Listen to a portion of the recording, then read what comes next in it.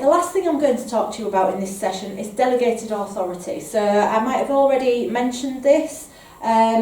This is really, really important. It's something that you must have in place as soon as a child is placed with you. So delegated authority is all about giving the foster carer the authorisation to make certain decisions and have involvement in kind of running that child's life on a day-to-day basis.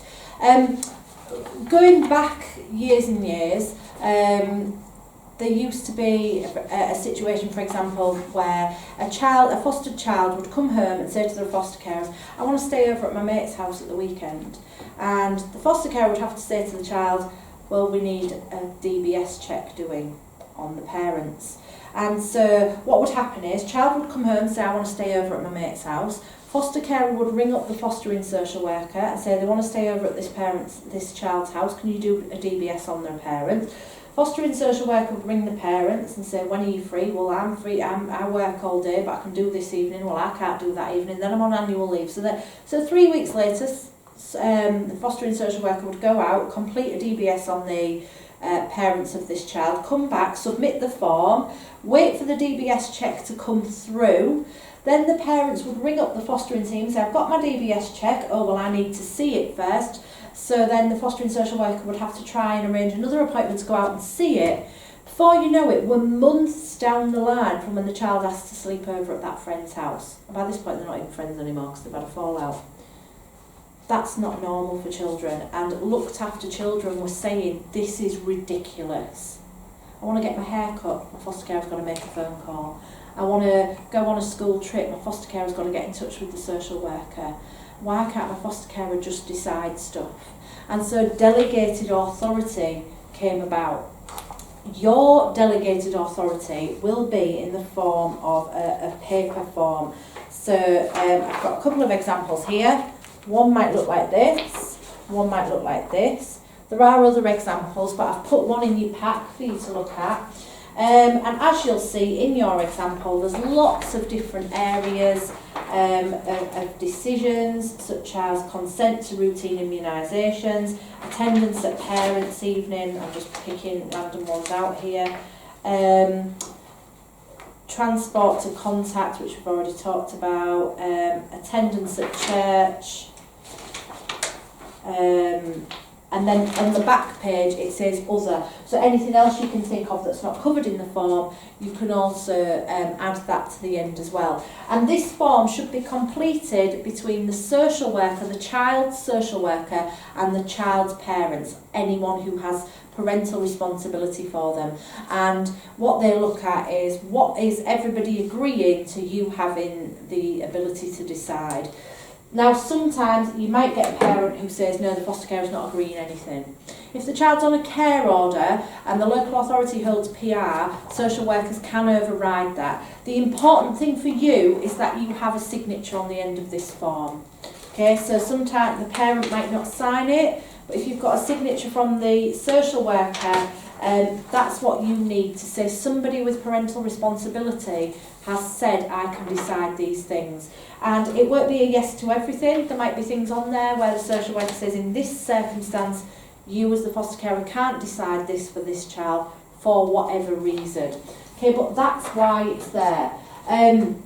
It's about dispensing with myths and confusion. It's about reducing children's sense of difference, like I said. It's helping them to feel as normal as possible. It's helping them to be able to come home and go, can I do this? Yes, you can, and I don't need to ring a social worker and be put through to somebody and then put on hold and then go through to this person. Yes, I can tell you that you can do it, or no, I can tell you that you can't. It's about reducing delay, like I've said, so all that procedure of getting hold of somebody. It's a more productive and thoughtful thinking about who's best placed to do what. So thinking about these decisions and thinking of who is the best person, and often, like I've said, the foster carer, you care for this child day in, day out, you know them best, which would make you the best person to make decisions. Discussions around forward planning and agreements and consent issues. It's about inclusivity and viewing you as part of the team. So it's about valuing you and saying, yes, you might not have any parental responsibility, but you are valued and you are capable of making some decisions. It's about being clear and transparent, and it's a better way of using processes and roles. It's not about blanket responses and approaches, so it's not about saying all foster carers can consent to all haircuts. It's about individual children. Each individual child should have one of these. It's not a fashion or a fad in childcare. It's something that should be here to stay, and it's here for a very good reason.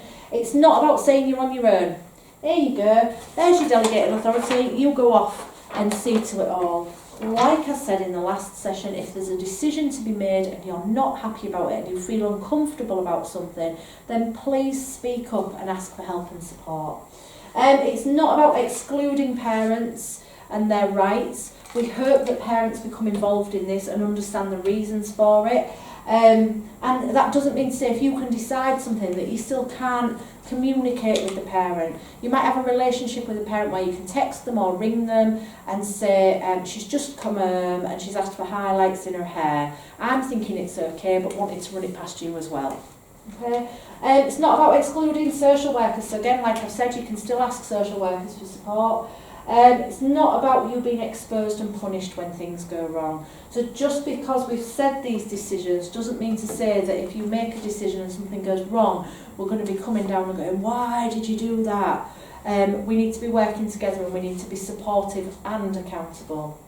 And it's not about reducing attention to assessing risk. So we still need to think about everything we talked about in session 2 around risk. And we still need to weigh up risks, okay? So every one of those decisions that you've got the ability to make will involve you considering risk. So delegated authority, please make sure that if you have a child placed with you and somebody's not saying, here's your delegated authority form, please, as the foster carer, say, where's my delegated authority form? Because you should have it in place. It protects you. Like we said in session 2, it's one of the things that's there to protect you. So please make sure that's in place. And any questions, so like I've said previously, if you have got questions, note them down, and whoever it is that you next speak to, you can ask those questions, and you've also got my contact details. Okay, so that concludes session 3. Thank you.